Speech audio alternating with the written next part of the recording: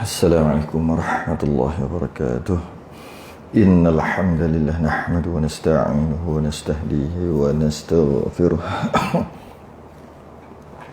Wa na'udzu billahi min shururi anfusina wa min sayyiati a'malina. May yahdihillahu fala mudilla lahu wa man yudlilhu fala hadiya lahu. Asyhadu an la ilaha illallah wahdahu لا شريك له أشهد أن سيدنا محمدا عبده ورسوله اللهم صل وسلم وبارك على سيدنا محمد الفاتح لما أغلق والخاتم لما سبق ناصر الحق بالحق والهدي إلى صراطك المستقيم صلى الله عليه وعلى آله وأصحابه حق قدره ومقداره العظيم اللهم نور بالكتاب بصري وأطلق به لساني واشرح به صدري واستعمل به جسدي بحولك قوتك فإنه لا حول ولا قوة إلا بك سبحانك لا علم لنا إلا ما علمتنا إنك أنت العليم الحكيم ولا حول ولا قوة إلا بالله العلي العظيم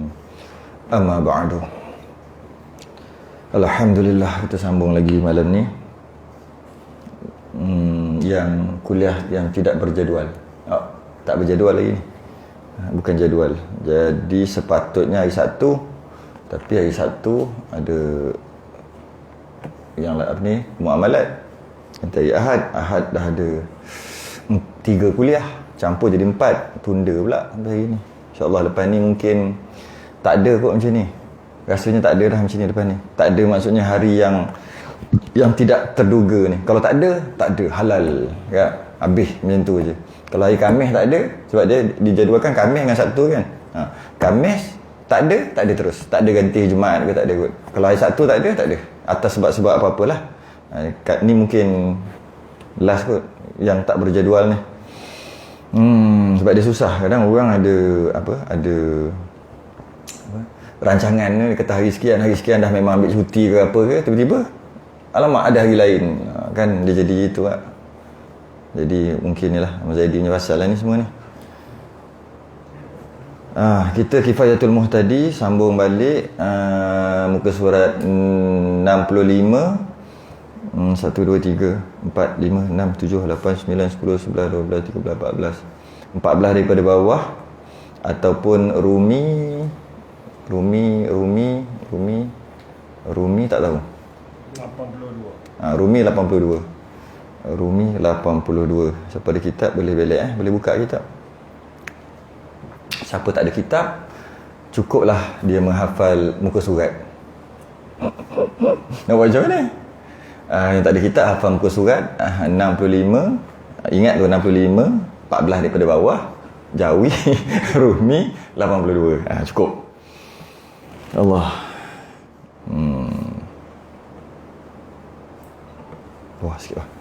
Bawah sikit. Tarik. Okey, orang yang live pun dah, yang kat rumah pun dah masuk. Kita bincang berkaitan apa ni? Kita duk bahas berkaitan dengan ulat. Sebelum tu lagi kita bahas berkaitan dengan najis. Najis kan? Najis, bulu tak bulunya, tulang, tanduk. Kita bincang pasal tu sebelum ni. Bangkai, lepas tu ikan, lepas tu binatang buruan. Yang mana binatang buruan tu tak disembelih, tapi binatang tu yang tangkap, binatang mu'allamah. Ulat yang jadi dalam makanan, ikan masin, yang ini yang inilah yang perlu semua orang dengar, yang perbahasan lepas, ikan masin, ikan yang dimasinkan yang tak keluar perut. Kemudian ada bincang berkaitan dengan budu. Jadi kiaskanlah budu, cencaluk, apa-apa yang lain lah sama, dan kiaskanlah juga dengan ikan bilis, semua sama lah tu. Kemudian kita bincangkan berkaitan dengan habis tu je lah, dan masuk najis yang seterusnya anjing dan babi ni sekarang malam ni lah. Qala mu'allif rahimahullahu ta'ala wa nafa'na wa iyyakum bi ulumi fid darin. Amin ya rabbal alamin. Dan setengah daripada barang yang najis. Dan setengah daripada barang yang najis, perkara najis juga, anjing dan babi. Anjing dan babi dan anak keduanya. Anak anjing, anak babi, kedua-duanya tu, anak anjing dan babi tu lah, najis lah juga. Cuma kita bukan bincang pasal perbahasan jenis ataupun perbahasan najis apa, mughallazah, mutawassitah, mukhaffafah. Kita tak bincang pasal tu, nak bincang pasal najis saja. Jadi antaranya anjing dan babi dan anak anjing, anak babi. Jadi boleh kita kata bukan anjing dengan babi, anak anjing pun sama juga, anak babi juga sama, okey? Atau salah satu daripada keduanya, atau salah satu daripada keduanya, atau salah satu daripada keduanya dengan binatang suci. Jika dengan manusia sekalipun, atas perkataan Ibnu Hajar. Kita akan bahas ni lah, dia agak ni sikit. Yang pertama, anjing babi, selesai, dia adalah najis. Anjing babi adalah najis, selesai. Yang kedua, anjing tu kahwin dengan babi pun asalnya tak ada masalah kot. Tak ada masalah anjing kahwin dengan babi. Maksudnya dari masalah, wah, tunduk sikit, tunduk. Dan anjing, babi, anak dia tak jadi perbahasan lah, najis jugalah, macam mak bapak dia. Okey. Betul, kalau anjing kahwin dengan babi, anak dia pun rasa tak perlu kita bahas lah. Maknanya apa? Najis jugalah anak dia. Sebab dua-dua mak bapak dia walaupun anjing kahwin dengan babi. Settle. Macam mana kalau anjing kahwin dengan serigala? Kahwin tu maksud kahwin lah kita panggil tu kan. Dengan serigala dia di bawah kumpulan kambing ke anjing? Serigala pasti bukan kambing. Saja je lah. Anjing serigala, anjing serigala. Sebab ada bahas, bukan saya cakap saja ni, ada bahas yang katanya serigala tu bukan anjing, bukan di dalam kumpulan anjing. Sebab tu paling serigala. Kau tidak panggil lah anjing. Sebab anjing banyak jenis. Anjing tu lah anjing yang macam tu, pipi tu. Ada anjing yang comel, besar dia, umur berapa tahun pun 21 juga. Macam jenis. Jadi kenapa tak panggil serigala tu anjing? Anjing je lah. Anjing, letaklah nama belakang. Kenapa dia panggil serigala? Menandakan dia bukan jenis. Tu ada orang cerita lah, dia jenis dubuk. Nampak bau, alamak, tak ya juga. Tadi rasa macam confident sangat, tapi memang betul pun. Serigala ni, dia, kita kata, kalau kita ni kan, orang awam kita ni, kita kata spesies anjing lah, senang cerita. Jadi kalau anjing kahwin dengan serigala, anak dia anggala.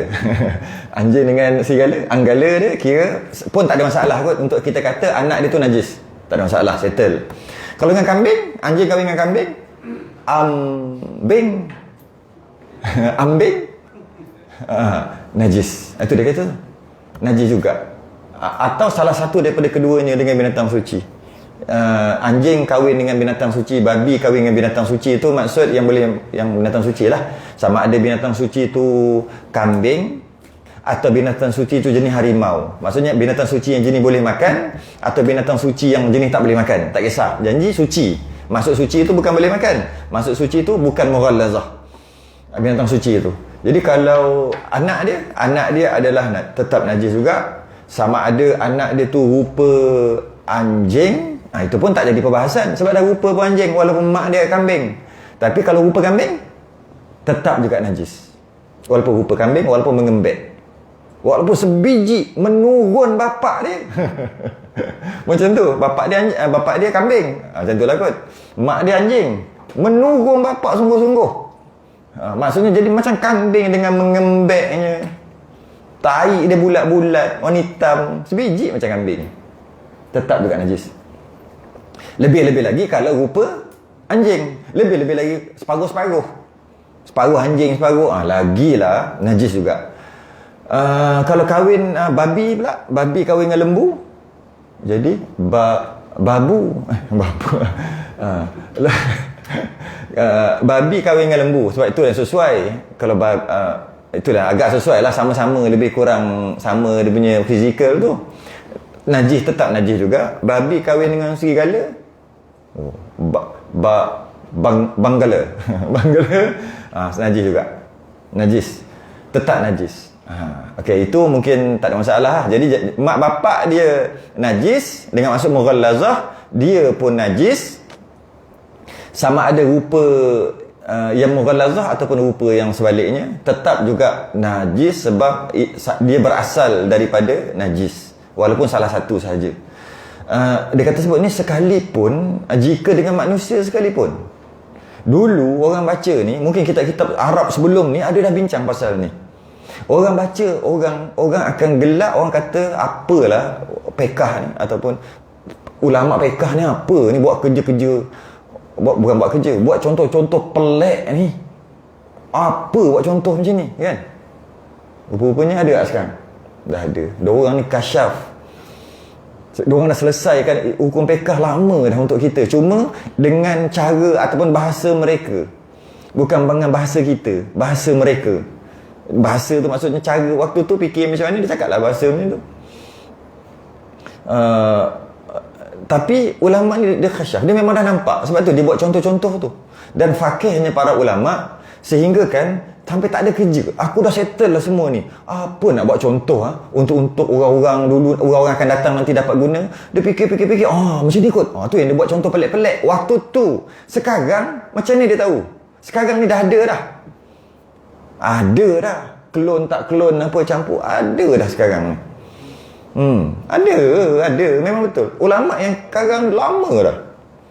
Yang apa ni, dia ambil genetik ni diubah, tak kira lah klon tak klon, semua dah ada. Sedangkan waktu ni orang tak terfikir pun, ulama dah fikir. Sebab tu kita tak boleh cakap lebih kurang dengan ulama.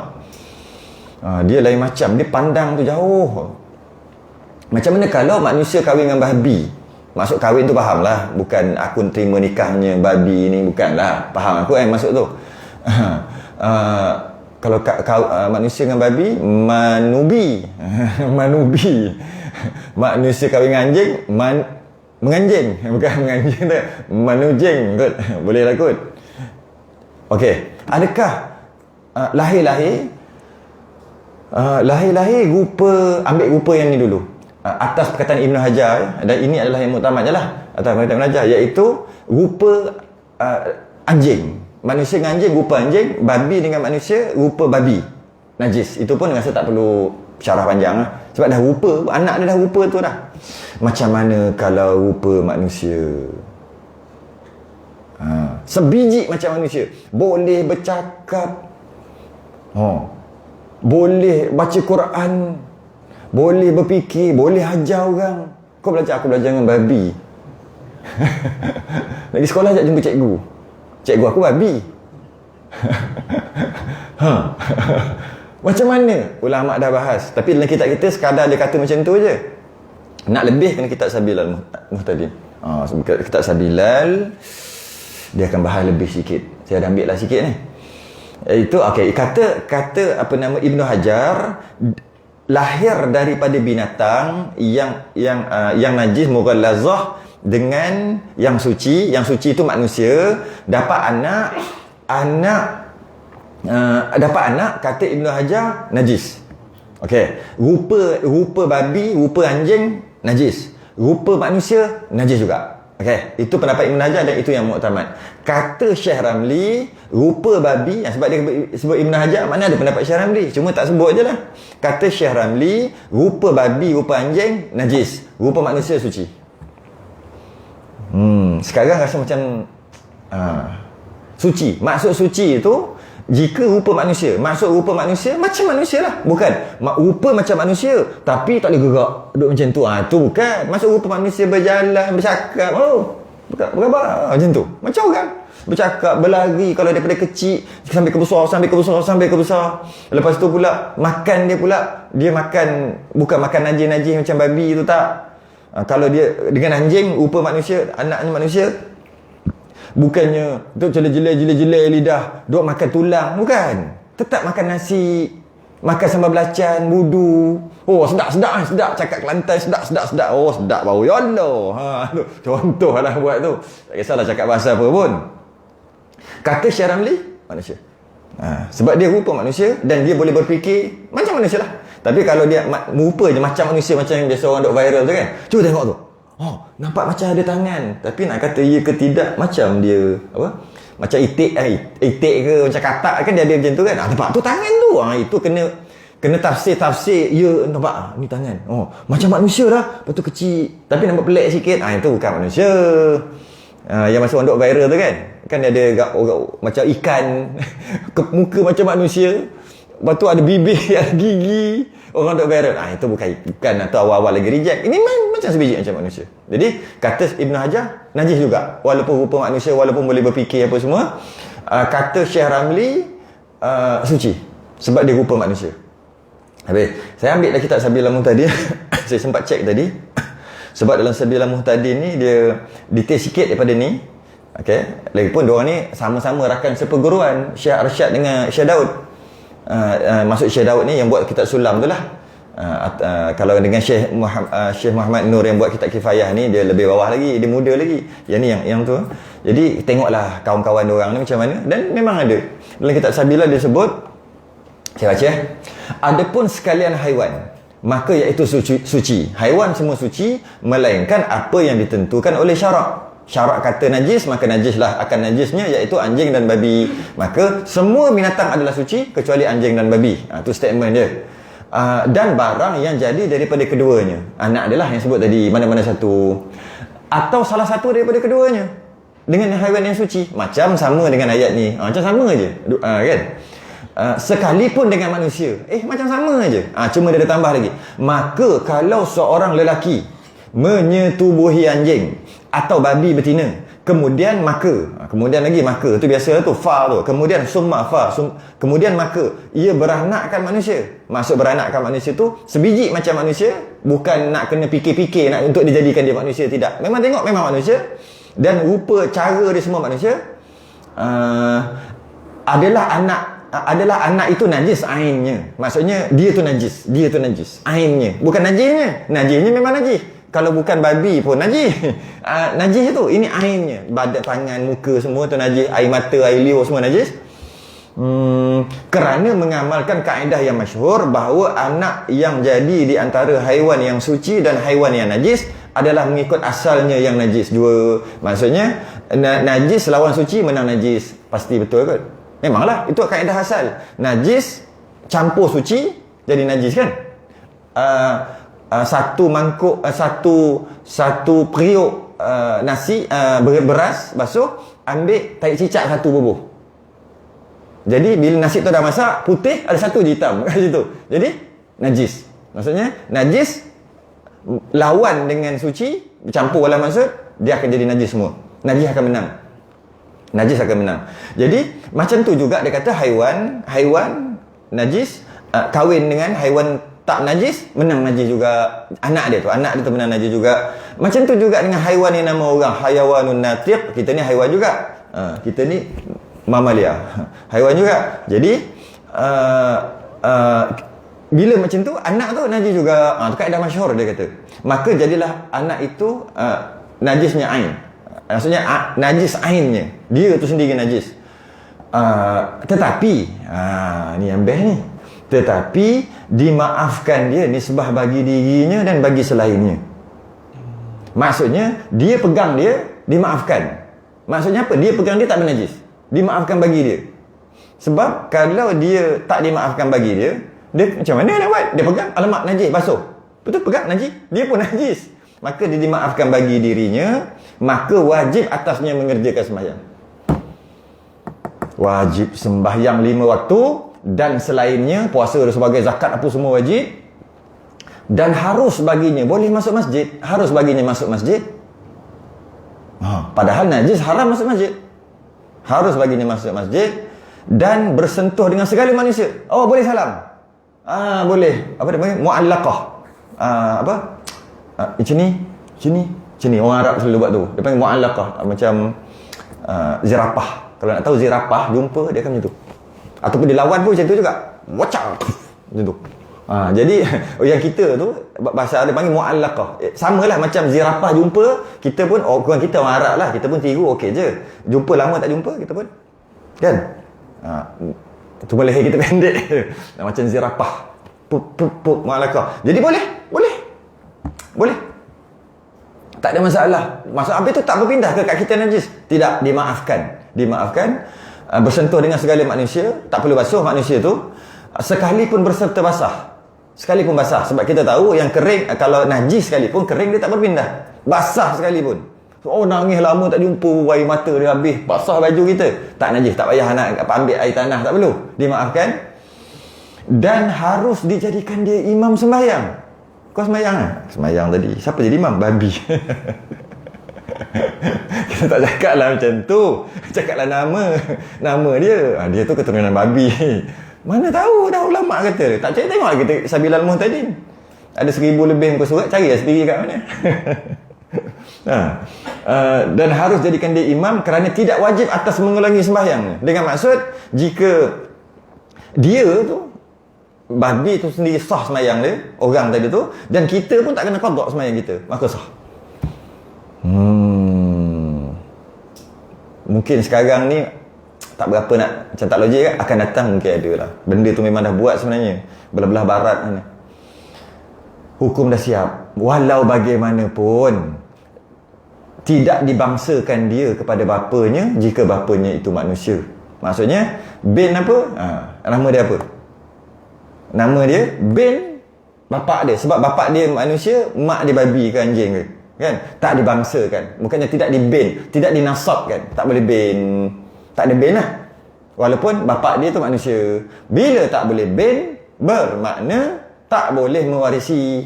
Bapak dia mati, dia tak boleh pusaka. Dia kalau kaya raya jutawan, bapak dia mati, tengok aje lah. Tak dapat. Baitul Mal dapat. Baitul Mal. Tak dapat harta dia. Tak dapat waris mewarisi. Tak dapat. Dan tak sah dia bernikah. Tak boleh menikah.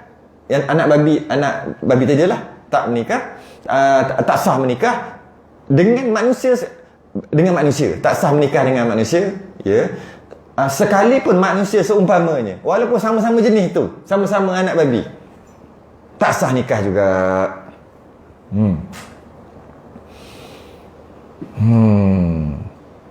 Jadi tu lah. Loading juga tu. Sampai macam tu sekali ulama bahas satu. Jadi dia ada taklif lah. Dia mukallaf lah. Dia kena semayang, kena puasa. Kalau dia curi, kena potong tangan. Itu lah. Macam manusia. Kalau dia buat baik, kita kena kata dia baik. Kalau dia masak, kita boleh makan. Habis tu kalau terkena air tangan dia, mughalazah lah. Dimaafkan. Itu lah. Macam mana? Macam dia tak boleh wilayah bahawa dia tu memang tak najis. Dimaafkan. Dia bukannya suci. Kalau suci, hilanglah dia kebabian dia tu. Hilanglah. Sebab tu dia hanya dimaafkan saja. Tapi kekal najis, dimaafkan bagi apa-apa yang disentuh. Kalau tidak, tak boleh. Dia nak hidup macam mana? Dia nak semayang macam mana? Sebab dia wajib semayang. Bila wajib semayang, nak ambil wuduk macam mana? Nak mandi wajib macam mana? Kalau dia mandi wajib. Entah. Tak dimaafkan kan tadi? Tak jadi. Najis dia. Taik lah senang sebab dia dah najis ni, sebab najis jadi pelik. Taik dia jadi taik babi. Jadi taik jadi mughalazah. Najis dia, air kencing dia jadi mughalazah. Dia pakai tanda awam. Lepas tu cirit pula. Buatlah masalah. Lepas tu dia basuh, dia jadi mughalazahkan keseluruhan tandas. Walaupun dia kena nak settle dengan air tanah. Tapi benda tu sampai ke dalam, nak kena intai sampai ke dalam tanah, kita tak suruh macam tu lah. Tapi kalau kata tahu je, kena dengan air tanah. Dia punya najis tu. Najis dia tak dimaafkan. Bukan, taik dia tak dimaafkan. Air kencing dia tak dimaafkan. Tetap mughalazah juga. Yang dimaafkan cuma sebab kita nak bermuamalat dengan dia, nak berinteraksi dengan dia, tu dia maaf. Taik kita tak interaksi dengan taik dia. Jadi sebab tu tak dia maaf. Ada lagi apa lagi? Macam dia tak boleh mewarisi, tak boleh nikah. Sembelihan dia macam mana? Sembelihannya juga tidak sah. Sembelihannya juga tak sah. Tu pelik sikit lah. Sembelihannya tak sah dalam kitab Sabilah. Sembelihannya tak sah. Maka tidak sah sembelihannya. Tapi sembahyang kena. Jadi imam boleh. Sembelih tak boleh. Apa lagi? Manubi manujeng ni. Kalau dia tak rupa manusia, dia rupa babi atau anjing, tapi boleh bercakap. Macam ni pula. Dia tetap juga bukan tengok bercakap dia tu, tengok rupa dia tu. Walaupun dia boleh bercakap, okay? Dia pandai bercakap, tapi rupa babi, rupa anjing, itu tak ada taklif. Maksudnya binatang tu. Yang kita nak tengok dari segi rupa tu. Sikit lah sebenarnya pada mazhab Syafi'i. Kat sini ada khilaf-khilaf lagi, iaitu pada mazhab Syafi'i dengan Hanbali je yang anjing babi ni najis secara mutlak. Dia punya air liur najis, dia punya bulu semua najis. Pada mazhab Syafi'i dan Hanbali je. Mazhab Maliki, anjing dengan babi ni dia macam binatang lain, dia suci. Termasuk air liur dia pun suci juga pada mazhab Maliki. Kalau kita tengok ada orang tangkap lah, besok ulama-ulama dia tangkap gambar ataupun dia lukis, tengok nak pergi masjid apa semua, dia pegang anjing dulu. Tapi bila dia sebarkan dekat Malaysia, dia jadi soalan macam masalah lah sikit. Tapi kalau dari segi pada mazhab Maliki, anjing dengan babi tu dia macam dia suci macam biasa. Maksudnya dia bukan najis. Dia bukan najis, termasuk air liurnya juga bukan najis. Yang air liur najis ni mazhab Hanafi. Mazhab Hanafi kata air liur najis, badan tak najis. Sebab hanya yang basah je boleh memindahkan najis. Itu mazhab Hanafi. Mazhab Syafi'i tidak. Air liur ke badan ke semua. Sebab kalau air liur pun najis, dia kias. Kalau air liur yang duduk kat dalam pun najis, kalau bulu lagi najis. Tu kias. Kias aula. Kias. Mazhab Maliki tidak. Dia kata tidak. Tidak najis. Babi dan anjing tidak najis. Termasuk air liurnya pun tidak najis. Cuma bila terkena, wajib basuh 7 kali. Salah satu dengan air tanah. Cuma dia bukan najis. Tapi kenapa kena basuh? Ta'abudi. Follow aja, ikut aja, tak payah tahu kenapa. Ta'abudi tu maksud ikut je. Sebab tak ada sebab-sebab, ikut je. Agama kan ada yang sami'na wa ata'na, dengar dan ikut. Ada agama yang boleh fikir. Maksudnya sebab kerana. Ada yang tak boleh dikeranakan. Sebab apa lah? Entah. Macam tu je. Tak boleh. Jadi bila macam tu dia panggil sami'na wa ata'na. Ikut aja. Jadi pada mazhab Maliki, babi dan anjing wajib basuh 7 kali. Tapi dia bukan najis. Kenapa kena basuh? Sebab dah Allah Nabi suruh buat je. Dia tak ada sebab. Buktinya dia kata, kalau dia najis, kenapa kena basuh 7 kali? Kita kadang-kadang najis lah kena basuh 7 kali. Tidak. Bukti dia bukan najis, kata mazhab Maliki ni, bukti bukan najis kerana kena basuh 7 kali lah. Kita kadang-kadang kejap. Loading lah. Sebab kena basuh 7 kali lah. Buktinya kena tu wajib basuh 7 kali lah. Bukti dia bukan najis. Kalau dia najis, basuh hilang najis, hilang lah. Kenapa kena 7 kali? Sebab dia bukan najis. Habis basuh kenapa? Dah Nabi suruh.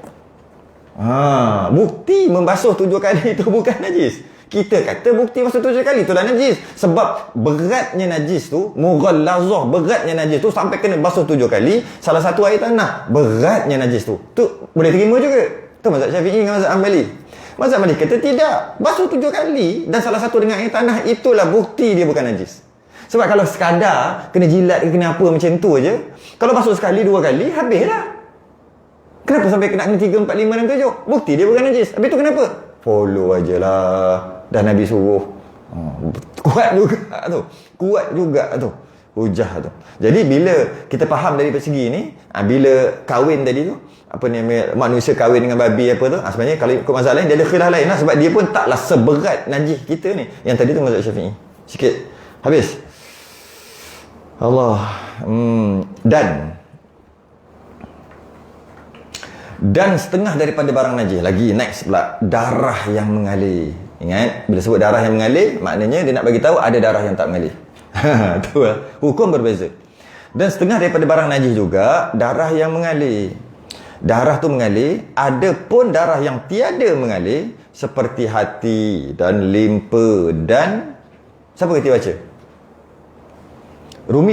Orang Rumi dah lari dah. Mana orang Rumi? Orang Rumi. Tu. Apa? Hati dan limpa dan Kantari. Yang cerita Piramli tu apa? Yang 6 jahanam tu. Itu apa? Itu kan Kantari ya? Kantari. Siapa tahu Kantari tu apa? Dalam kurungan tu, kurungan pelik tu kan, kurungan macam tu, maknanya siapa yang apa? Ustazah tu yang tulis. Belik balik yang dekat depan. Ustazah Nuraini Abu tulis. Bukan daripada asal. Jadi kita tolaklah dulu yang dalam kurungan tu. Kantari. Tak apa, kita baca dulu. Jantung pun jantung lah. Dan darah yang tiada mengalir seperti hati, limpa dan kantari. Dan jikalau diambil dari ibunya yang mati sekalipun. Apa tu? Okey, katalah jantung kan. Jantung. Dan kalau jantung tu diambil daripada ibunya yang mati. Bila masuk mati tu yang tak sembelih lah. Kalau yang sembelih kan semua boleh. Tak sembelih. Boleh ke makan jantung kambing mati? Tak sembelih. Sebab dia kata jantung. Sebab dia kata dan jikalau diambil daripada ibunya yang mati sekalipun. Setengah. Kenapa? Apa cerita tu? Dan jikalau diambil daripada, dan darah yang tiada mengalir seperti hati, limpa ni kan, jawab dia tu tiada najis tu. Tiada najis jawab dia kat bawah tu. Tu tengok kan? Dan setengah barang yang najis darah mengalir, tu najis. Adapun yang tiada mengalir seperti, kalau kita berhenti kat situ kita dah faham dah. Dia nak bagi tahu tak najis kan? Dan masih lagi tapi kita tahu nak bagi tahu tak najis. Jadi kalau nak tahu, kita baca dulu seperti hati, limpa, kantari dan jikalau diambil daripada ibunya yang mati sekalipun dan alaqah dan murrah dan segalanya tiada najis. Jadi kalau baca macam tu banyak sangat atau je pening. Jadi maknanya dia nak bagi tahu adapun darah yang tiada mengalir, maknanya tak najis ni. Seperti hati, limpa tak najis, kantari, jantung tak najis. Okey, tak apa. Yang tak boleh makan sebab limpa hati memang boleh makan, tak ada masalah. Jantung dan jikalau diambil daripada ibunya yang mati sekalipun. Maknanya jantung kan sudah jadi masalah. Kalau jantung takkan dia jadi tiada najis, boleh makan jantung. Sebab dia kata dah ambil daripada ibunya yang mati. Maksudnya masuk ibu yang mati tu kita faham tak sembelih lah. Kalau yang sembelih memanglah boleh makan. Tak buat apa nak sebut ibunya mati sekalipun. Sebab hidup mana boleh kita ambil jantung dia. Jadi kenapa dikaitkan macam tu? Kita baca dulu. Ada dobit tu tapi ni lain ni, pelik kan. Dan alaqah dan mudghah sekaliannya tiada najis, tak najis, dan diistisna, dikecualikan daripada darah yang mengalir. Ada juga darah yang mengalir yang dia bukan najis. Istisna tu dikecualikan darah mengalir tapi tak najis. Jadi kita syarah satu-satu sekejap lagi. Itu susu yang warnanya seperti darah. Dia susu tapi warna merah macam darah, dan telur yang jadi darah, tetapi sekiranya kalau diramkan dia niscaya tetas ia. Okey, panjang banyak benda ni nak cerita ni. Pertama, darah yang mengalir. Darah yang mengalir najis. Itu pertama. Selesai. Senang aja. Darah yang mengalir najis. Hati, limpa, jantung tak najis. Ni cerita ambil daripada kambing, ayam, binatang yang boleh makan dulu, yang sembelih dulu. Satu-satu kita bahas. Hati, limpa, jantung boleh makan. Memang kita duk makan pun. Tak najis walaupun dia berasal daripada darah lah kita kata. Tapi darah tu tak mengalir. Macam jantung tu kan untuk pam, kan ada darah dalam tu. Jadi boleh makan jantung ayam, jantung lembu, jantung kambing. Yang sembelih lah cerita ni. Limpa, memang dah banyak dah makan. Yang mana limpa pun ada kena-mengena dengan darah. Itu darah masuk kat tu lah. Tambah-tambah lagi hati, tempat proses darah. Nak tapih toksik kan? Tapih benda-benda toksik, kita makan pula hati tu. Agak-agak bahaya. Tapi sunnah makan hati. Tapi hati tu dia bukan sebarang hati lah. Hati binatang korban. Nabi SAW dia korban dan dia bagi semua daging dekat fakir miskin, dia ambil hati, dia makan ketika hari korban tu. Jadi maksudnya hati tu jadi sunnah lah makan. Tapi hati tu tempat penapis toksik. Bila tapis toksik, maknanya penuh lah dengan toksik. Tak tahulah macam mana tu. Nak beritahu je, tak tahulah. Tapi cuma hati memang boleh makan dan ianya memang darah. Kita confirm dia darah. Kan? Kita makan pun kadang-kadang rasa darah lagi. Tak? Okey, limpa memang ada darah kat situ tapi kita basuh cuci ada darah. Jantung memang tempat pam darah. Walaupun macam tu, oleh kerana jantung tu asal daripada darah, tapi darah bukan mengalir, suci, boleh makan. Okey. Yang mana yang sembelih ni? Yang bab yang pening-pening tu biar dulu. Kantari tak kantari tu biar dulu. Nutfah. Alaqah mudghah. Dari satu lagi nutfah. Percantuman di antara laki sperma dengan ovum ni. Dipanggil nutfah. Ketulan darah.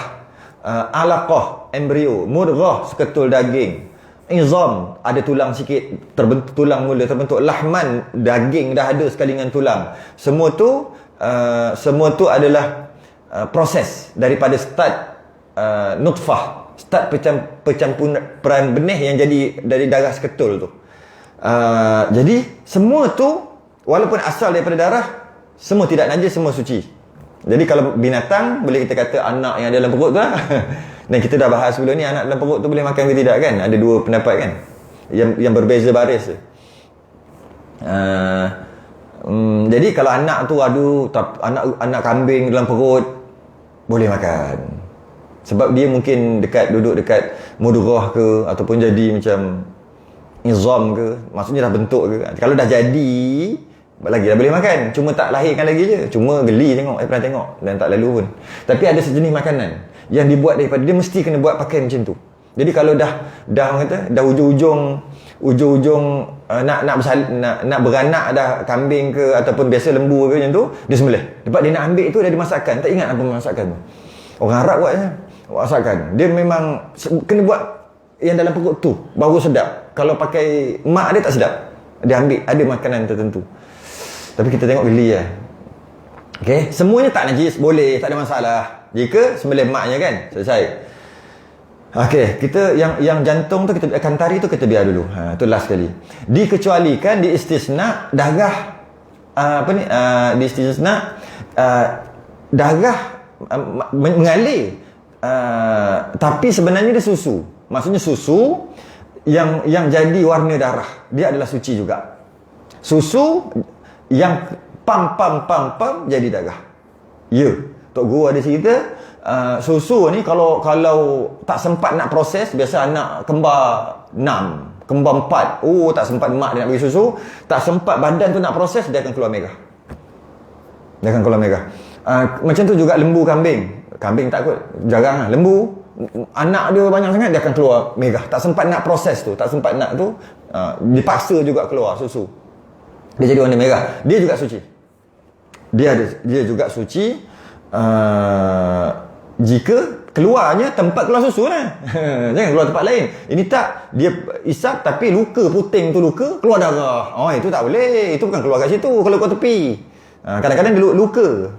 Jadi walaupun dia berwarna merah macam darah, tapi dia suci. Sebenarnya dia adalah susu, kerana sebenarnya susu tu semua asal daripada darah. Sebenarnya dalam surah An-Nahl ayat 66, wa inna lakum fil an'ami la'ibrah. Dan sesungguhnya pada binatang ternak itu, sebenarnya bukan binatang ternak, termasuk manusia juga, benar-benar terdapat pelajaran bagi kamu, ibrah bagi kamu. Nusqikum mimma fi butunihi min baini farthin wa damin labanan khalisan sa'igan lisyaribin. Dalam ayat surah An-Nahl tu sebut, kami memberimu minum dari apa yang berada dalam perutnya berupa susu yang bersih, binatang tadi.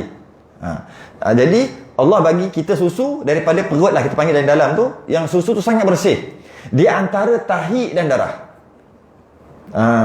yang mudah ditelan bagi orang-orang yang meminumnya. Jadi maksudnya kita makan yang sama, kemudian sistem yang Allah buat jadi tahi, jadi najis, yang tak boleh disucikan selama-lamanya sebab najis, jadi susu. Di antara najis dengan susu tu, dia satu, orang kata apa, ada jalan yang berbeza walaupun punca sumber dia daripada yang sama. Jadi kalau kita sekarang ni, iaitu dia jadi darah dululah, sebab semua ikut darah kan, zat dia tu. Jadi darah dulu. Jadi daripada darah tu dia akan terbentuk atau terhasillah susu. Jadi kalau katalah tak sempat nak proses, walaupun warna darah, sebenarnya susu tu semua daripada tu juga, daripada walaupun warna darah. Jadi dia adalah suci. Okey, habis pula. Apa lagi? Telur. telur yang ada urat-urat darah. Dia sebut kat sini telur yang jadi darah. Telur yang jadi darah. Maksud ni telur yang jadi darah ni macam ni. Suci juga. Suci juga. Iaitu telur yang ada urat-urat darah. Tu kan ada urat-urat darah tu. Selagi dia tak busuk lah. Selagi dia tak tenggelam, dia suci. Dan nak tahu dia suci ataupun tidak, jika dia ramkan. Dia ramkan tu. Nak baca macam mana tu? Kalau yang Rumi tak apalah. Yang Jawi tu payah kan. Dia ramkan tu. Dan sekiranya jikalau diramkan dia, orang Melayu panggil ram juga. Ram. Ada bahasa lain tak? Ram juga. Tak ada bahasa lain. Ngeram tambah timbuhan. Eram juga. Sebab ram ni macam pendek sangat. Macam eram. Bila dia ramkan, niscaya tetas. Dengan maksud dia bukan tembelang. Dia bukan yang rosak. Jika diramkan, dia hidup, jadi anak. Maksudnya sebelum jadi anak tu, dia akan jadi darah dulu daripada telur tu. Lepas jadi darah, dia akan jadi berbulu lah apa semua kan. Ketika jadi darah tu, suci. Macam kalau ada titik merah tu okey lagi. Sehingga kan ada satu makanan yang dia kena tunggu macam tu dulu. Nanti dia makan dengan anak-anak dia dalam tu. Filipina. Ada nama tu kan? Ada nama. Balut. Tu kat mana? Balut kan? Betul. Tak sempat. Ada robek dalam ni. Ada tanda dalam bab lain lah. Ada. Tapi memang ada bahar kat situ. Ulama ada bahar. Dia kata tak boleh bagi makan. Kita kata boleh. Dia siap, dia kena cari yang macam tu dulu. Yang separuh anak. Tak jadi anak sangat. Lepas tu dia makan. Lepas tu dia buang bulu. Filipina. Betul, Filipin. Kejap. Bulu. Dia makan, dia buat sekali dengan kulit. Dan dia macam rebus lah kot kita kata. Dia jadi bulat-bulat. Lepas tu dia lah campur apa semua herba-herba dia. Bila buka, elok je. Tapi gigit ada benda. Buat keluar. Bergerak. Makan jagalah. Tu halal. Tayyiban belum tentu. Ada. Biasa kan? Filipin lah. Biasa. Memang ada pun. Kita bercakap pun air liur dah keluar. Air nak muntah. Okey. Dengan syarat, jika dia boleh jadi anak. Tapi kalau dengan syarat, ram tak boleh jadi anak, yang tu najis. Maknanya tembelang lah. Tembelang, najis. Sebab tembelang, ram pun dia tak jadi anak. Jadi, okey. Habis itu. Kantari pula. Kantari ni, biar walaupun ustazah tu tulis, Rumi tulis jantung, kami dulu tak tulis jantung. Jadi jantung tu boleh potong lah. Kita ambil tok guru. Dia ambil kat mana? Tak tahu kantari ni jantung. Bahasa apa kantari jantung? Bahasa Banjar. Bahasa Patani. Kantari. Bahasa India. Macam ada juga. Tapi betul ke maksud jantung? Memang ada, tapi maksud benda lain pula. Okey. Yang bab kantari tadi tu, kalau kantari nak tulis jauh sangat, biarlah eja macam dengan tangan je lah. Biasa kalau ada, sebenarnya dia jatuh, dia ada kesilapan. Biasa kalau kami mengaji dulu, kita tak sebut salah, kita kata la'alla shawab. Maksudnya mudah-mudahan betul. Shawab tu betul, la'alla mudah-mudahan lah. Shawab tu wallahu a'lam bisawab. Hanya Allah yang mampu menjawab. Itu cerita. Orang tengok tak tengok cerita. Cerita apa tak? Wallahu a'lam bis-shawab. Maksudnya yang sebenarnya Allah lah yang tahu kan. Jadi sama juga la'alla shawab, mudah-mudahan macam ni. Bukan kantari. Kalau Rumi dia memang jam, takkan faham apa pun kita nak cakap. Kalau Jawi boleh faham. Kantari, kaf, nun, ta, roya. Kantari kan. Sebenarnya kaf, nun tu sebenarnya bukan nun, sin. Sebab bila sin hilang rumah, dia jadi macam titik.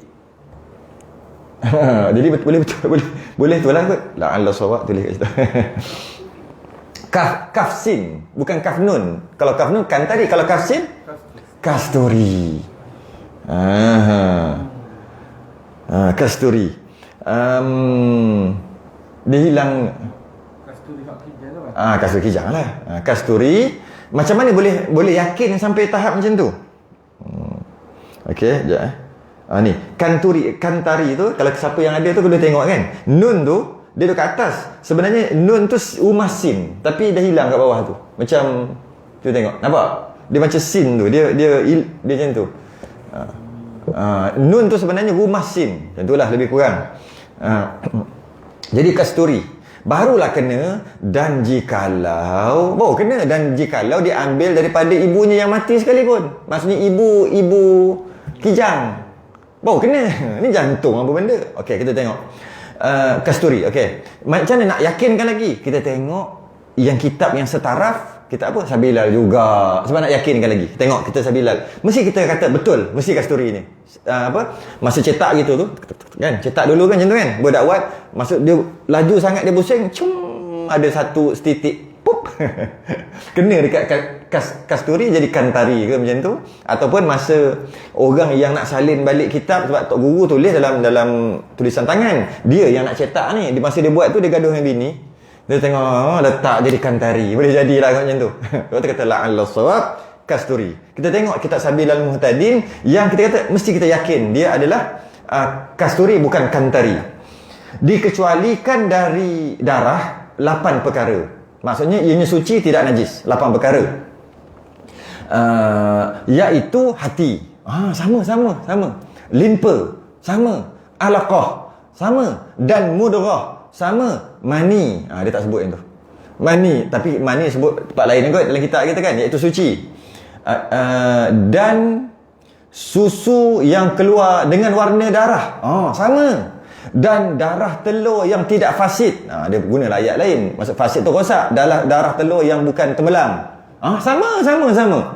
Dan kasturi, sekalipun diambil daripada bangkai, kena yakin lah. Sebab biasanya ulama ni dia sama je teknik dia tu, memang okey.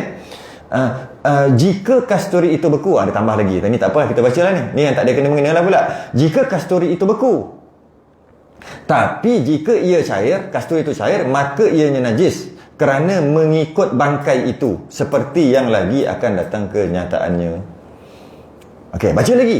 Demikian lagi suci misk. Misk ni kasturi lah. Musk kasturi juga. Musk kan ada minyak wangi musk. Misk kasturi. Mus pun sama kot, baharik je lain. Ya kot. Artinya kasturi, sekalipun asalnya daripada darah kijang, disuci juga. Kerana sabda Nabi SAW, al-misku atyabut taib. Artinya kasturi itu sebaik-baik bauan.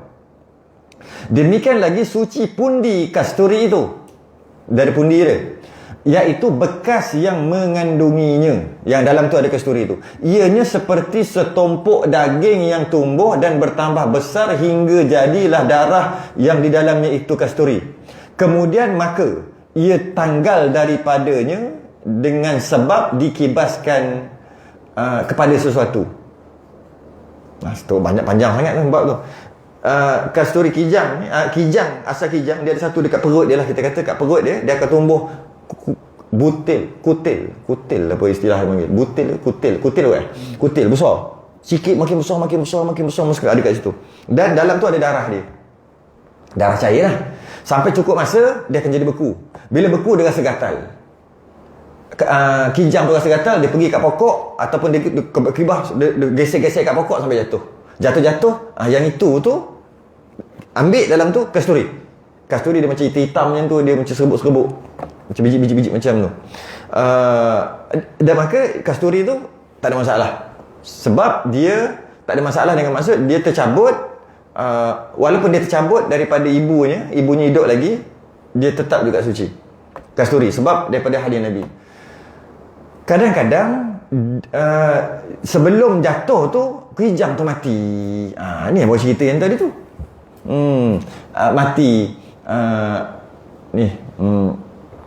Dan kasturi, dan jikalau diambilkan daripada ibunya yang mati sekalipun, kadang-kadang ibu tu mati, kijang tu mati, belum sempat beku. Jika belum sempat beku, dia cair macam darah, memang darah macam tu, maka najis. Najis.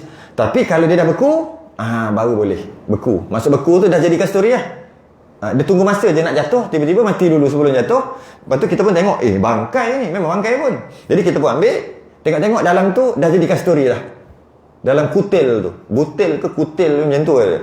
Dalam tu. Jadi, boleh ke? Boleh. Walaupun dia ambil daripada ibunya yang mati sekalipun. Tapi syarat, Kalau ambil itu sebelum dia kerat dan keringkan dia. Dia kering. tak boleh. Hari lepas dia kering tu dia tak akan jadi. Dia jangan jadi rupa darah.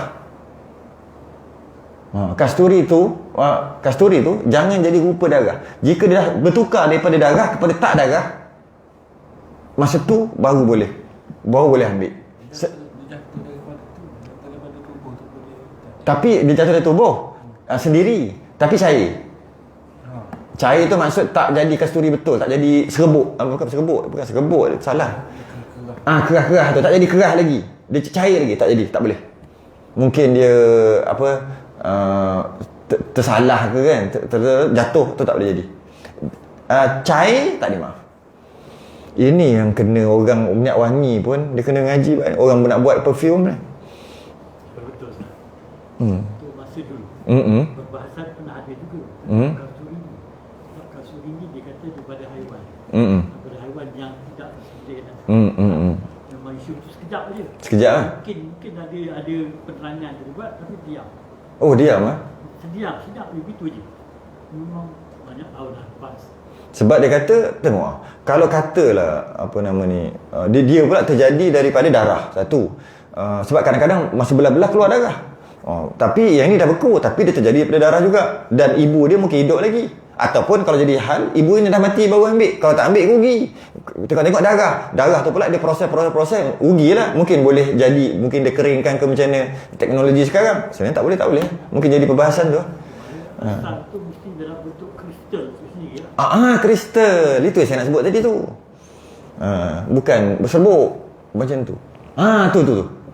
Macam habatus sauda. Boleh tak?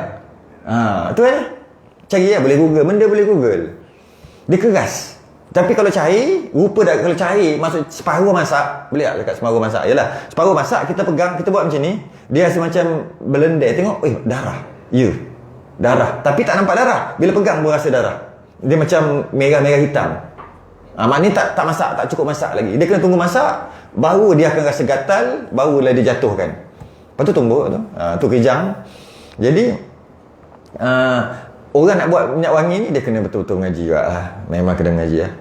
Kalau tidak, jual najis, pakai kasturi kijang original, beli 700-800 ringgit, kemudian tak sah semayang.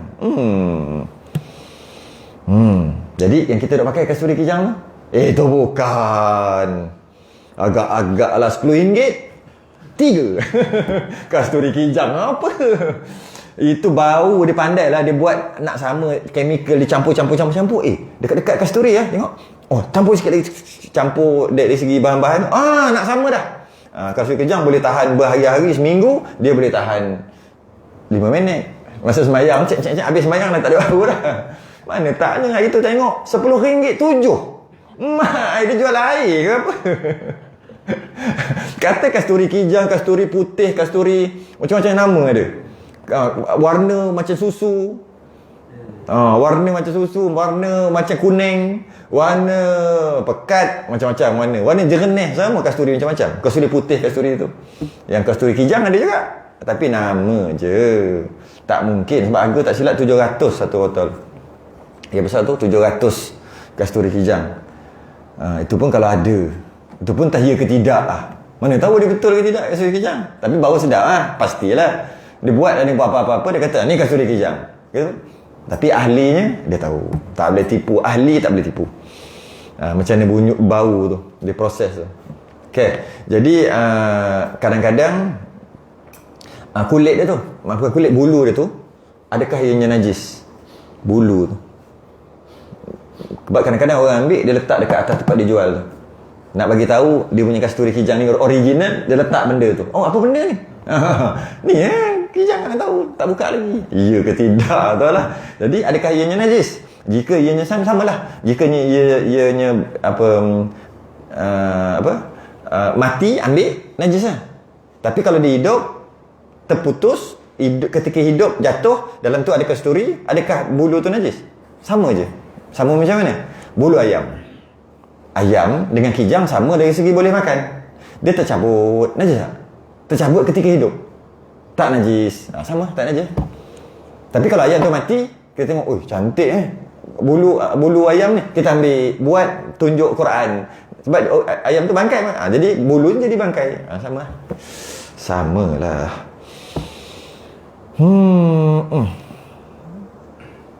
Beli najis RM800. Okey. Apa lagi yang ada kena mengena? Kadang-kadang benda tu dia bawa masuk dalam masjid.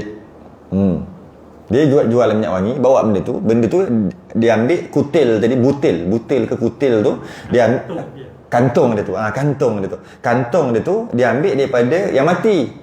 Jadi dia tahu dalam tu tak boleh pakai pun buat kasturi. Jadi untuk jual, untuk display, letaklah. Tak apalah. Kau nak ambil.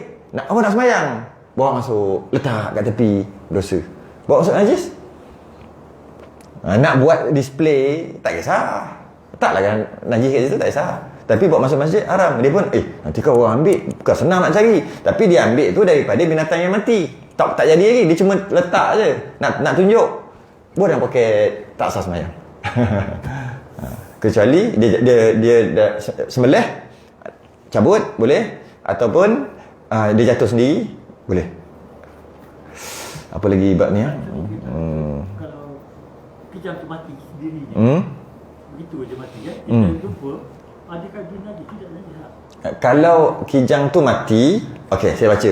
Adapun jika bekas kasturi itu bercerai daripada kijang selepas matinya, okey, kita ambil. Adapun jika bekas kasturi itu, kantung tu bercerai daripada kijang selepas mati, baru tercabut ataupun orang cabut dengan tidak disembelih, memanglah mati kan tak sembelih, maka najislah sebab tak sembelih tadi, mengikut bangkai. Jadi dengan kantung-kantung tu najis. Tetapi kasturi di dalamnya suci jua jika beku. Beku tu maksudnya jadi itulah. Jika kasturi itu cair, maka ianya najis pula, sama seperti tempatnya daripada tuannya. Inilah yang hasil yang tersebut dalam Tuhfah dan Fathul Jawad. Dalam Tuhfah ada sebut. Tuhfah Tupah tahu. Tupah tu buah apple. Tuhfah. Tapi silap aku, Fathul Jawad pun ada. Tu best kita jawi. Tak payah susah. Nak belik Tuhfah, pegang pun tak pernah. Baca kitab jawi, mantap. Kau cari, kau pandai bahasa Arab kan? Okey, cari kitab Tuhfah. Mampu dia tak belik. Sebab tu kadang-kadang kitab jawi ni cukup memadai dah untuk kita amal dan untuk kita bagi masyarakat dah memadai. Tapi nak jadi mufti tak boleh Tak boleh nak jadi qadhi tak boleh itu kena kita Arab Setakat ustaz-ustaz biasa susah cak ayam macam kita ni, alright. No problem. Jawi dah memadai. Tak payah nak arak-arak dah. Cukup dah. Dah boleh bagi tahu dah. Tengok Fathul Jawad. Dengan confident. Confident kena ada. Biar tak kerti. Zaman sekarang biar confident.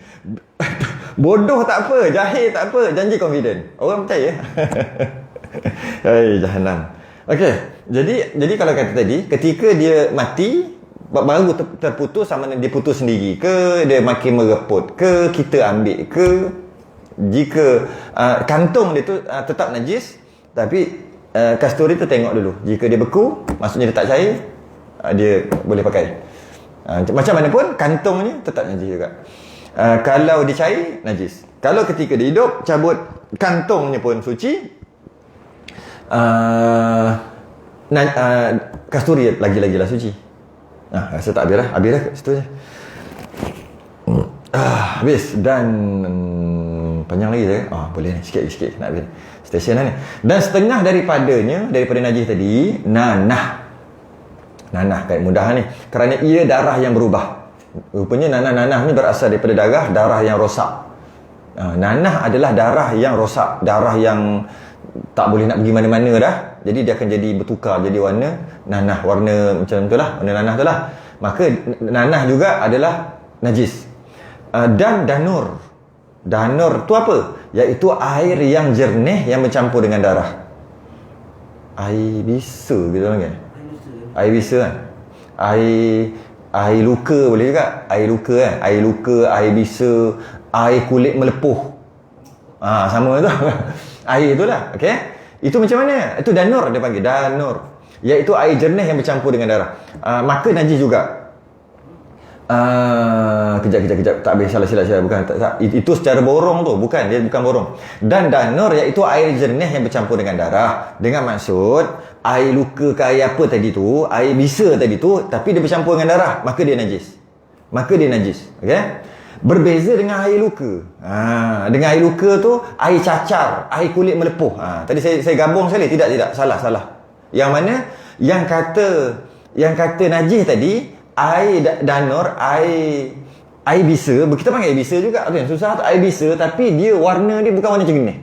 Dia dah jadi warna campur darah dah. Tu. Dia panggil danur, campur darah, mungkin warna dia nak ke nanah-nanah sikit dah, tapi bukan jernih. Bukan jernih macam air jernih.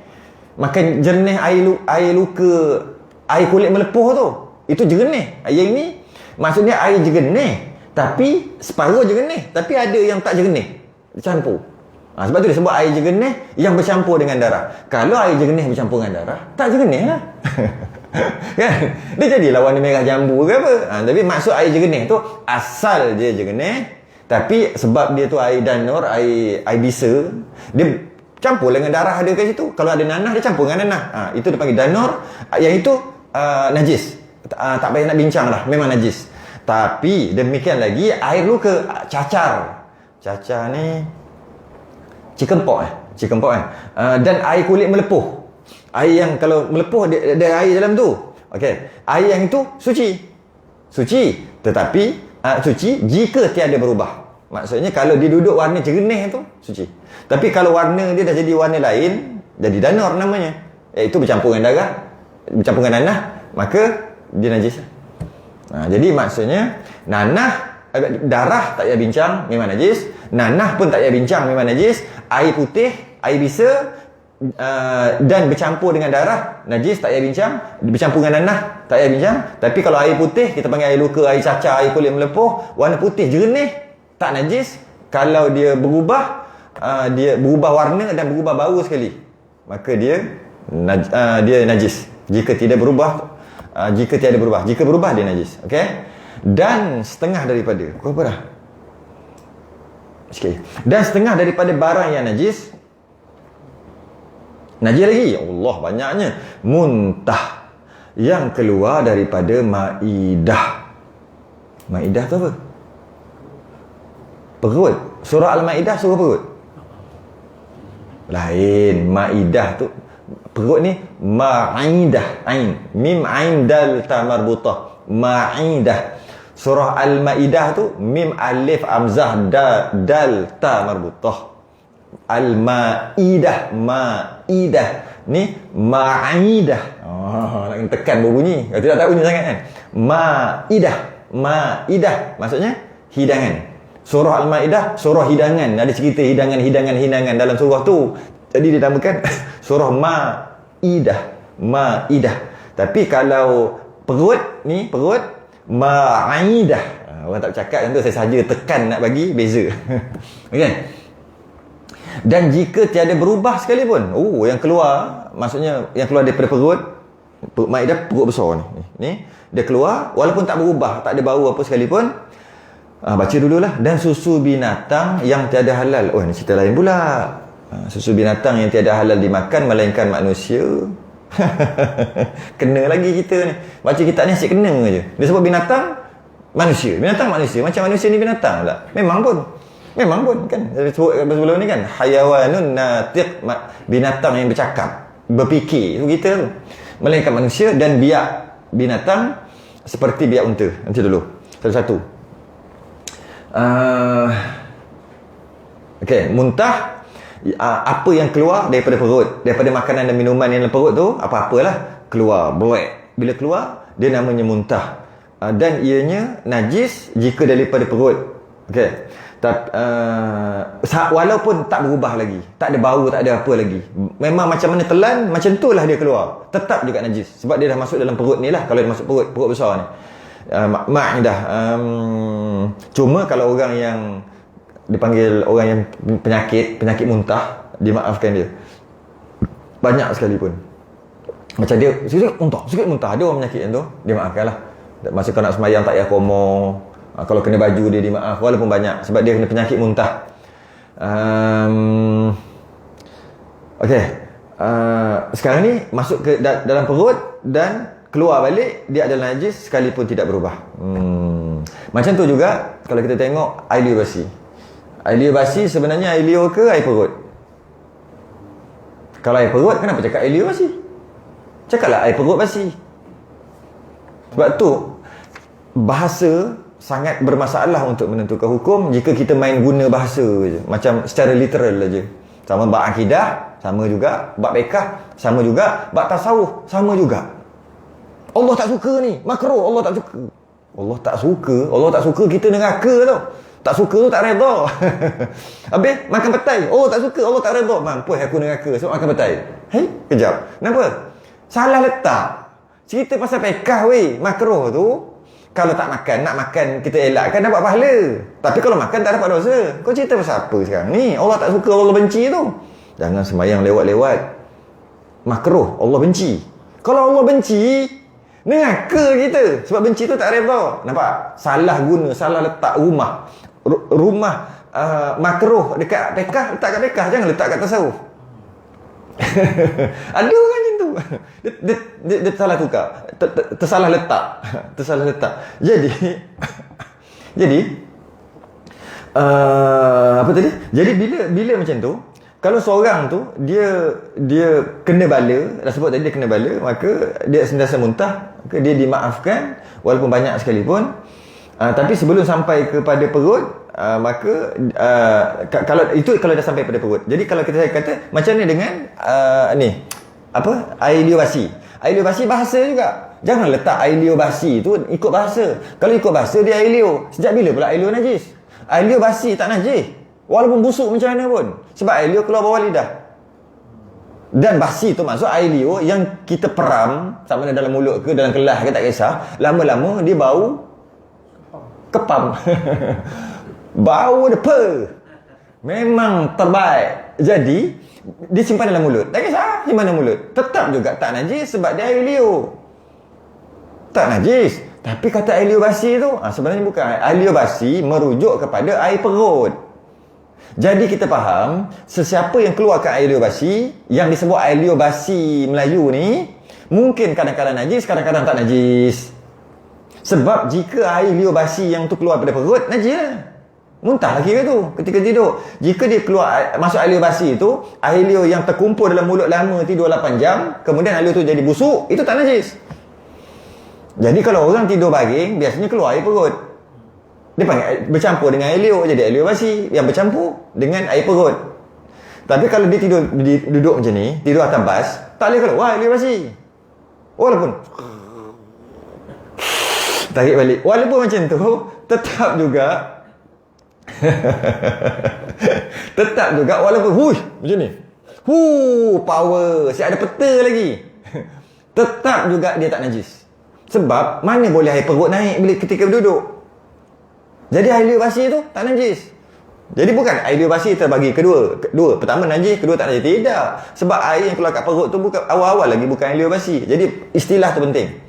Istilah tu jangan salah letak. Jadi kalau air liur basi tu najis lah, sebab dia keluar daripada perut. Cuma kalau dia keluar daripada mulut, jadi sekarang nak tentukan macam mana yang keluar kat mulut tu. Jika kita tidur baring, satu alasan yang mengatakan dia air liur basi, kita tidur baring, iaitu dia boleh keluar. Yang kedua, bau dia tak bau macam biasa, bau dia pelik sikit.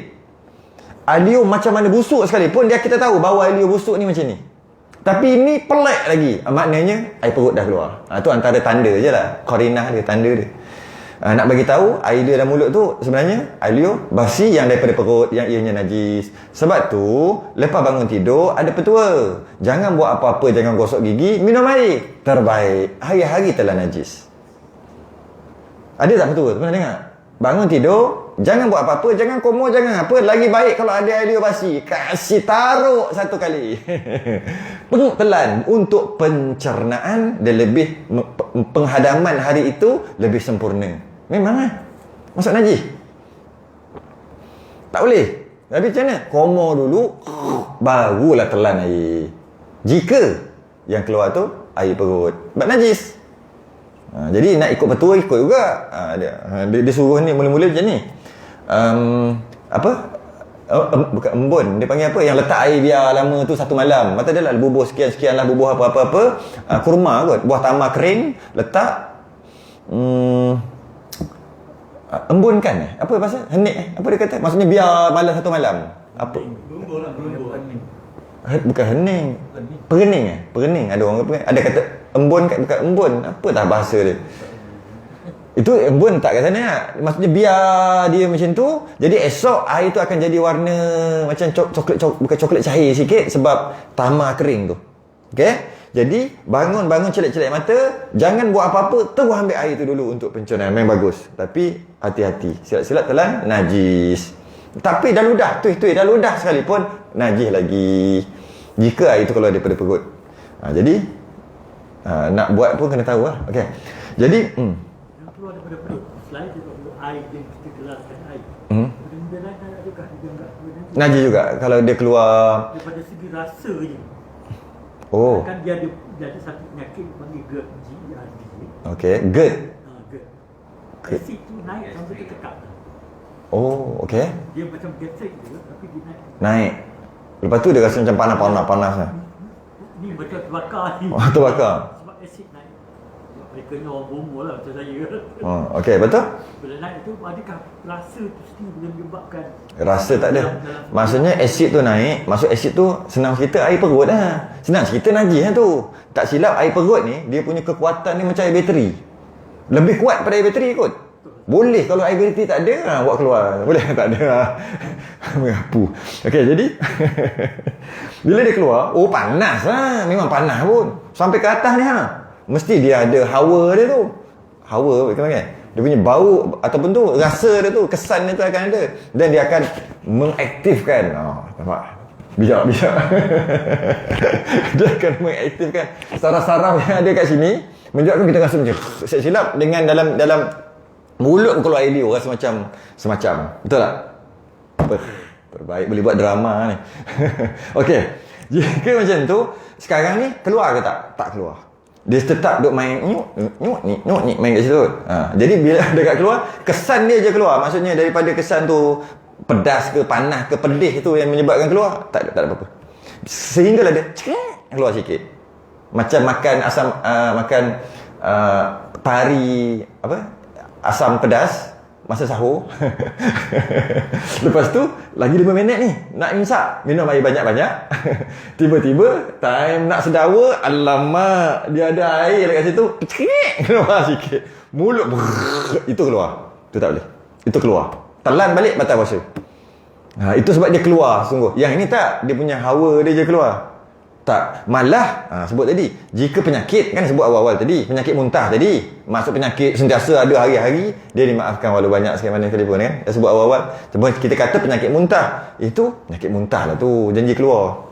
Jika penyakit selalu keluar, dia panggil penyakit, itu tak ada masalah. Jika keluar, tapi biasanya tak keluar, duduk main-main kat situ-situ je, main kat sini je kan. Sebab dia punya apa nama ni, yang tu tak ada. Injak tu dah longgar, dah loose. Sebab duduk makan dia buka tutup, makan pula tak jaga 3-in-1 lah, apalah, ayam injek lah, bantai semua. Nak cakap lebih lagi boleh ni sebenarnya. Cukup bantai sikit. Jadi bila macam tu, tak mula-mula masa muda-muda, okey. Naik basikal boleh wheelie lagi.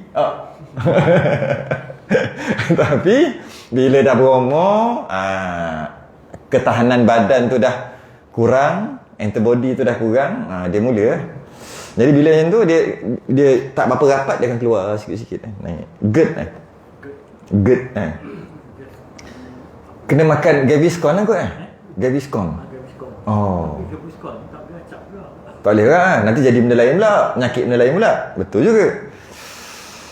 Naik tu. Jadi yang itu tak kira. Jika penyakit, lagilah tak kira. Jika sekadar keluar hawa dia tu, lagilah tak kira juga. Itu tak kira. Apa ya? Okey. Jika dah masuk, jadi bila dia keluar balik, walaupun tak berubah, janji asal daripada perut besar, ma'idah, maka dia adalah najis walaupun tak berubah. Jadi kita dapat faham kat sini, berubah ataupun tidak bukan menjadi faktor nak menentukan ianya najis ataupun tidak. Tu. Sebab ada orang kata kalau berubah baru najis, tak berubah tak najis. Tidak. Sebab dia dah masuk dalam perut.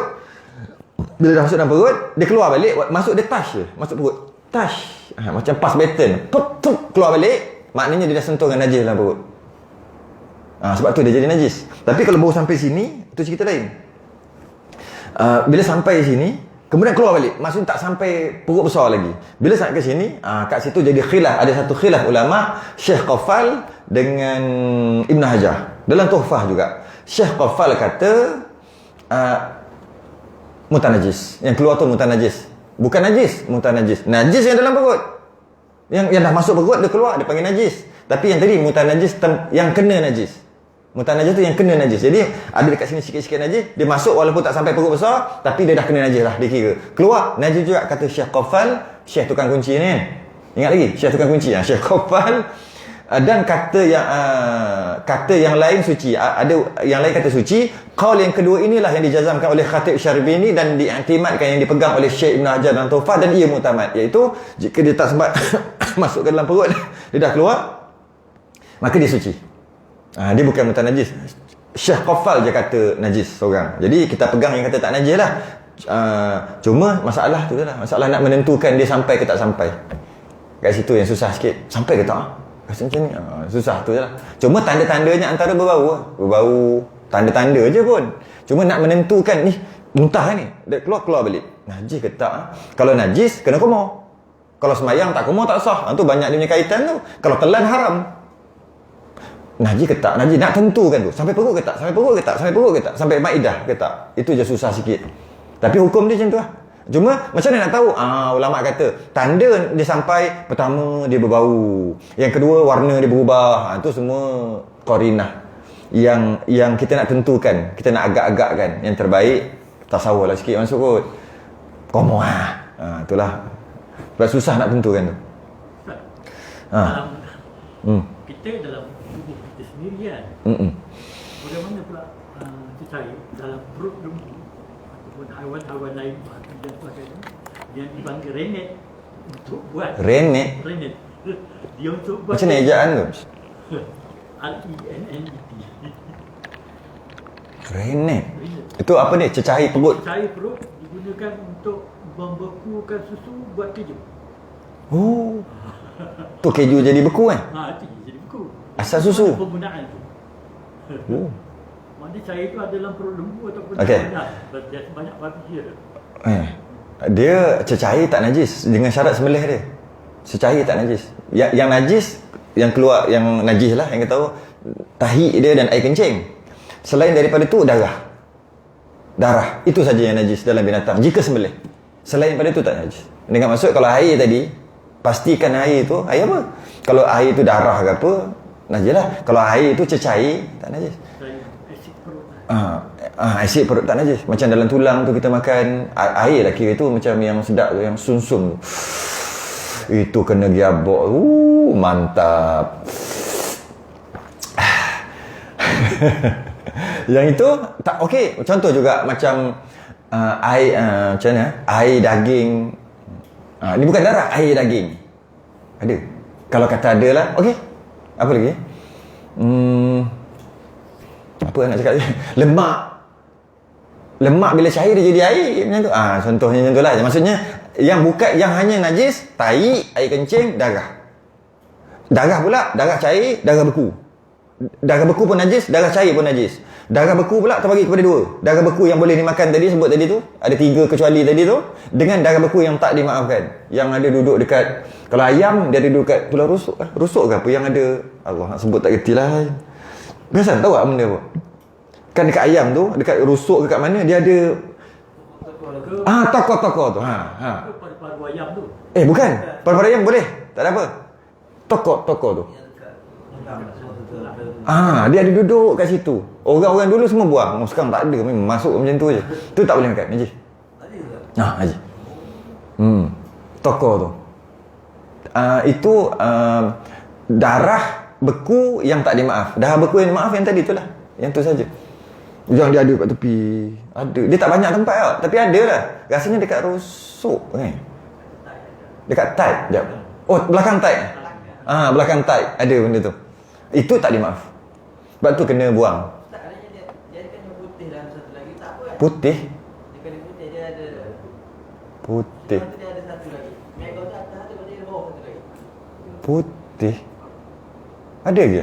Yang keras-keras tu kan, lembek-lembek. Apa dia panggil? Tulang lembut. Satu lagi, dia ada satu lagi. Oh, satu lagi. Dia tu cina kat tu Cina kat tu lah.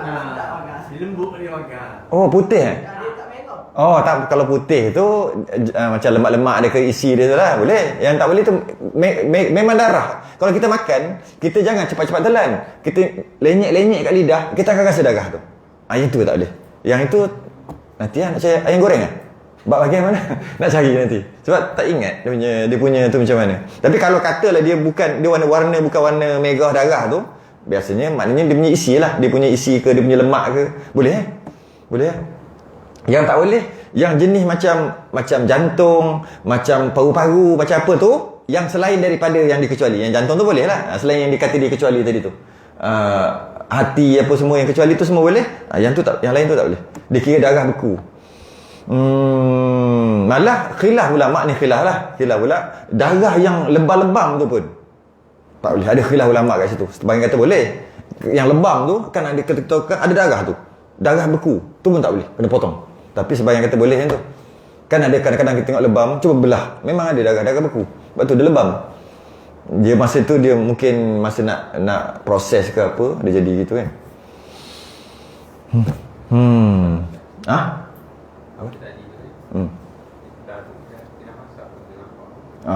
Dah masak. Itulah masalah. Sebab tu saya kata orang dulu dia memang tak bobok, dia memang buang benda tu. Orang sekarang ni je. Ada dah masak. Macam mana nak cakap? Cakap boleh kot. Mana boleh cakap tak boleh? Domino effect. Lupa. Ingat senang lah pekah nak letak satu je. Mampus semua. Terbabik habis semua sampai ke KFC terbik macam mana? Siapa nak jawab? Datang dah samad mampus. Nah, dia benda ni domino effect. Orang cakap boleh cakap haram, halal, tak boleh. Boleh. Tapi dia ada domino effect. Rantai apa? Kesan rantaian. Betul tak ayat tu? Maksud rantai daripada kita sebut satu tu, dia akan jadi satu tak boleh haram dosa. Oh, mampus. Jadi macam mana? Boleh kot. Pastinya perkara tu, benda tu kita tak mengaji pun kita tahu benda tu ada khilaf. Nak tengok pun boleh nak agak. Kalau macam ayam kita kata Arab, ayam bakar, sekor-sekor. Memang ada darah tu kat tu kan. Tak, masalah macam ni.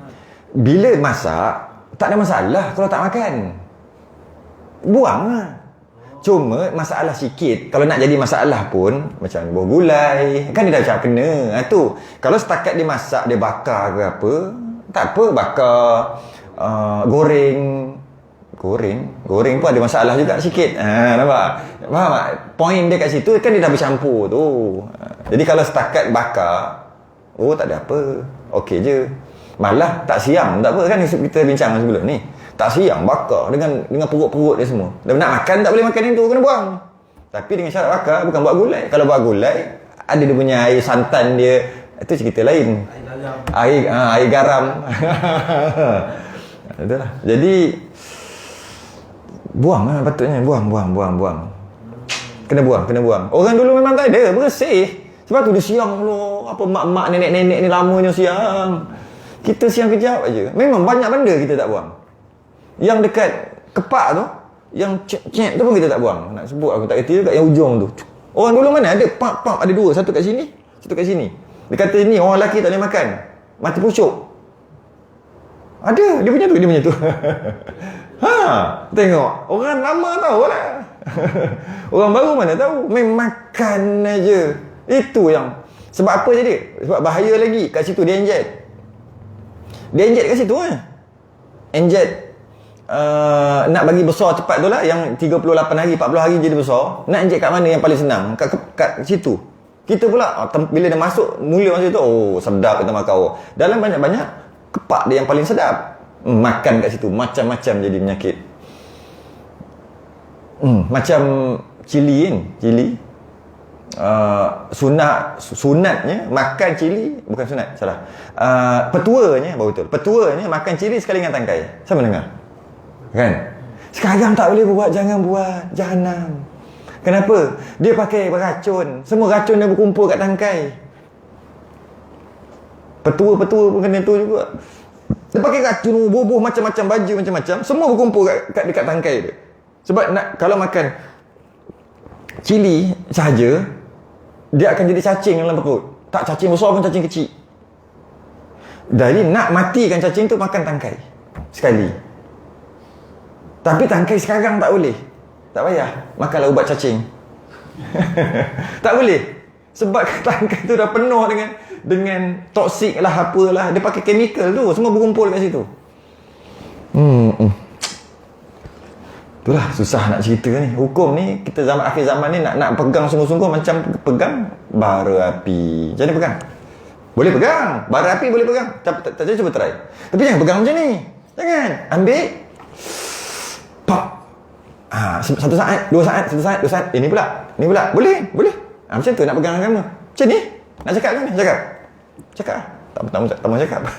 Tapi fahamlah sendiri. Okey, macam ni kalau last sekali bayi dia panggil jeluak, bayi jeluak. Dia tak panggil muntah kan? Kalau orang besar dia tak panggil jeluak. Abang Haji ni jeluak. Tak boleh kot tak boleh kot. Sebab tak sesuai. Abang Haji kira muntah. Tapi kalau baby dia kita panggil jeluak. Baby punya jeluak. Tu kira muntah punya. Tak panggil jeluak. Tak, dia panggil muntah sikit. Muntah sikit. Jadi kalau keluar macam tu, sama juga hukum tadi. Jika tak sampai ke maidah, dia masih suci mengikut pendapat ulama. Jika sampai ke perut, ke maidah, dia najis. Dia mutanajis, bukan najis, mutanajis. Macam mana tandanya? Tandanya bau masam, bau busuk tu je tanda. Nak tahu yang secara tepat, payah. Boleh agak-agak gitu je. Baik, mana tahu dia masuk ke mana? Jadi pendapat mutamadnya tak najis lah. Sebab jeluak tu. Yang mana jeluak tu. Tapi kalau tengok baby tadi kan. Baby, dia isap susu. Lepas tu, dia jeluak. Setelah sejam. Tak sedawa kan dia, kena tepuk kat belakang. Tahu? Kena tepuk kat belakang dia. Slow-slow. Nanti jadi selesai. Tapi kalau sejam, masa tu dah masuk perut dah. Dia pun sedawa, masa tu baru keluar. Bila keluar, waktu tu dah ada bau masam sikit, dah berubah dah. Busuk dah masam sikit. Yang itu najis. Dia pun macam tu, mak dia ambil apa? Kain, lap. Kan? Lepas tu, puak balik. Okey. Habis dah kenyang dah, tidur, mak dia sembahyang. Sah sembahyang. Hukum asal tak sah. Tapi dia najis yang dimaafkan bagi mak. Jadi tiba-tiba ada jeluak tu dekat kopek panggil. Bapak, tak maaf. Tak maaf. Mak je maaf. Asal ia najis. Tapi najis yang dimaafkan kerana dia bermain-main dengan anak tu selalu. Memang macam tu, maka dimaafkan lah. Bagi mak, bagi yang menyusu. Bukan bagi mak, bagi yang menyusu tu. Tapi bagi yang lain tak maaf. Bapak tiba-tiba ada dia gini, tengok, puting ni, macam ya ni. Tengok salah dah. Dalam kadang sedangkan mulut dia tu, baru lepas jeluak. Tengok, ada bau. Masam. Okey, semayang tak sah. Tapi, maknya, ibunya ambil susu-susu, tidur, semayang sah. Dimaafkan. Najis yang dimaafkan bagi mak. Bukan mak, tak tepat tu. Bagi yang menyusu. Sebab kalau mak, kalau dia kata kalau bukan mak kandung ni, kan payah jadi panjang cerita kan. Mak susuan, makcik dia tu. Dia kan jadi susah nak jawab. Senang cerita yang menyusu dia tu. Sebab dia duduk menyusu, dimaafkan bagi tu kerana dia bermain-main hari-hari. Masyakoh, susah kalau nak kena basuh-basuh macam tu. Yang terbaik, basuh lah. Tu yang terbaik. Apa lagi? Siapa yang ujung last lupa nak baca yang tadi. Dan susu binatang yang tiada halal dimakan. Susu binatang yang tiada halal dimakan. Maknanya kalau sembelih binatang tu pun tak boleh makan. Harimau, kucing kan. Melainkan susu manusia. Maksudnya manusia termasuk dalam binatang juga. Susu manusia suci. Walaqad karramna Bani Adam. Allah muliakan Bani Adam. Diciptakan kita dengan mulia. Jadi, susu manusia suci. Settle. Tapi susu binatang, yang mana binatang tu bukannya binatang mughallazah. Kalau mughallazah tahulah dia najis. Binatang tu binatang suci, macam kucing, macam harimau, macam kambing. Kambing memanglah, lagi-lagilah kambing. Maka susu bukan kambing tak masuk. Macam harimau, macam kucing, macam kera nyusu. Kera. Dan yang menyusu-menyusu yang lain binatang. Tapi kalau kita sembelih tak boleh makan binatang tu. Susu dia najis. Susunya najis, kecuali susu manusia je tak najis. Sebab manusia ni disebahkan kepada haiwan juga, tapi tak najis. Jadi macam susu kucing tu, sesiapa yang ada kucing, tapi ada kucing, ada anak kucing menyusu kucing. Jadi dia kadang-kadang anak dia tu cari tak jumpa ke apa, dia ambil, dia letak, lepas tu macam-macam mana kena kat tangan dia susu kucing, dia wajib basuh sebelum sembahyang kerana najis. Macam tu jugalah beruk ke apa ke, samalah. Macam tu juga harimau ke, susu harimau ke. Susu harimau, boleh ambil susu harimau? Boleh ambil susu harimau. Sebab harimau dia tak menyusu anak dia, tak menyusu direct. Apa? Dia tak menyusu direct. Dia menyusu tak direct. Dia perah, dia letak atas daun harimau ni. Maksudnya cara dia perah tu wallahualam jangan tanya. Tapi kalau orang dulu dia nak pergi menoi getah ke, nak pergi cari tongkat ali ke, kacik temah ke, masa dia masuk dia tengok daun, atas daun tu ada susu. Dia patah balik. Ada mak harimau, bahaya. Sebab dia akan perah, dia akan letak atas daun, anak dia jilat. Harimau dia tak susu sendiri. Kadang-kadang mula-mula dia susu tu, lama-lama sikit dia tak susu dah. Sebab lidah harimau tajam. Bila dia isap susu tu sakit mak dia tu. Kulit sakit. Lembut kan kat kawasan tu. Jadi sakit. Jadi mak dia perah. Macam mana perah saya tak tahulah. Pakai mesin ke, unplug ke, apa ke tak tahulah macam mana dia buat. Dia pakai pump ke, macam mana dia buat tak sempat nak kaji lagi. Tapi memang orang-orang dulu kalau tanya orang dulu kata, susu ni atas daun ni. Kelik tu balik lah. Balik. Tak apa. Hari ni kita makan nasi dengan ikan kering, tak apa hari ni.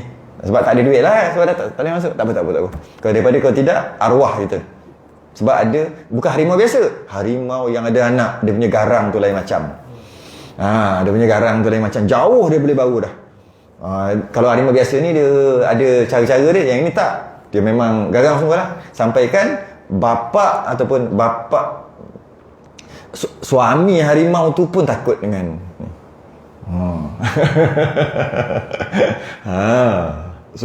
pada harimau bapa ni hebat dah, takut dengan bini juga. Kalau harimau pun takut bini, manusia tak macam harimau, standard lah takut bini. Allah. Itu bagi orang yang takut bini, dia guna hujah tu lah. Kalau nak tahu, singa semua takut bini tau. Singa hebat dia macam mana? Datang bini kecil. Kecil. Singa tu lion. Ketua rimba pun takut bini. Jadi susu harimau ni orang dulu bagi minum buat ubat lelah. Dulu tak ada ubat lelah Jadi dia tak pakai. Orang tak pakai benda tu. Baby dia akan bagi minum. Bolehlah berubat dengan najis. Sebab tak ada ubat lain. Sekarang mungkin haram lah, tak boleh lah. Sebab mungkin ada ubat lain. Memang ada pun, bukan mungkin, memang ada pun kan. Dulu tak ada, maka boleh pakai najis.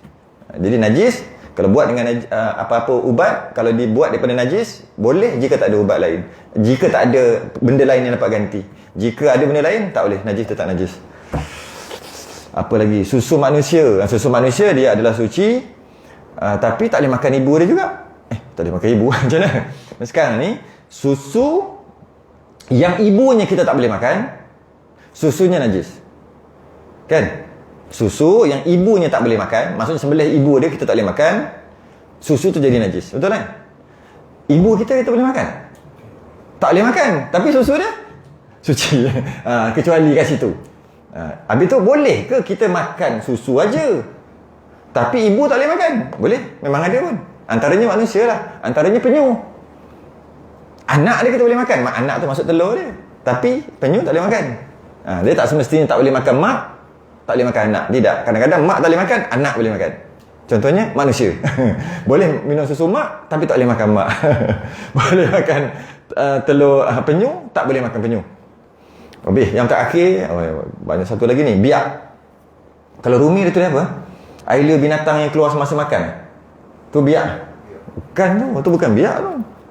Tu bukan maksud biak sebenar. Kan? Bukan. Biak yang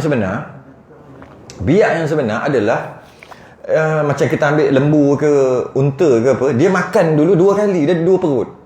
Itu biak yang sebenar. Biak ni tak tahulah. Ni bukan dalam kurungan tu, masih lagi bukan pengarang tulis tu orang lain tulis. Air liur binatang yang keluar semasa makan. Bukan. Biak unta, biak lembu bukan tu. Biak-biak ni macam lembu dia ada 2 perut. Satu perut dalam, satu perut atas. Perut bawah dan perut atas. Ketika dia mamah keruk tu, agak-agak dia mamah sungguh-sungguh. Tak, dia keruk aja, ragut aja. Kemudian dia telan. Dia masuk kat perut atas. Ada satu perut atas. Perut juga, dia perut atas. Bila dia dah habis penat, dia lepak, lepas tu dia buat apa? Kan? Apa dia buat tu? Dia tengah makan. Dia keluarkan balik dalam perut atas dia tu ada asid lah. Asid busuk tu. Dia masuk, jadi bila dah bercampur tu, baru dia buat keluar, baru dia mamah, baru telan. Kemudian dekat perut luar tu yang ada bakteria yang boleh hancurkan rumput tadi. Sebab tu diorang makan rumput tapi besar pada kita. Makan daging apa tak besar macam lembu. Sebab apa? Dia makan rumput je. Cuba kita makan rumput. Tak boleh besar macam lembu. Sebab kita tak ada bakteria. Menguraikan, dah keluar saintifik. Menguraikan rumput tu punya itulah yang tak boleh cerna, tapi boleh sebab ada bakteria tu. Jadi dia adalah cara proses dia rendah, dia peram dulu dalam perut atas. Kemudian dia keluarkan balik, dia mamah campur air liur dia, masuk perut pula, ada bakteria dalam perut. Itu yang jadi besar tu. Kita makan tak boleh sebab kita tak ada bakteria tu. Itulah jadi bila dia buat keluar balik, dia mamah, itulah biak. Tu biak, itu najis sebab dah masuk perut dia keluar balik, bukan air liur. Jadi kalau dia kata air liur, tak kena. Air liur binatang yang keluar semasa makan, apanya najisnya? Apa najisnya? Tak najis air liur. Yang najis biak. Biak tu yang dah masuk perut, dia keluarkan balik. Kemudian dia kunyah-kunyah, letak dia masuk kat perut bawah pula. Lama pula hari ni.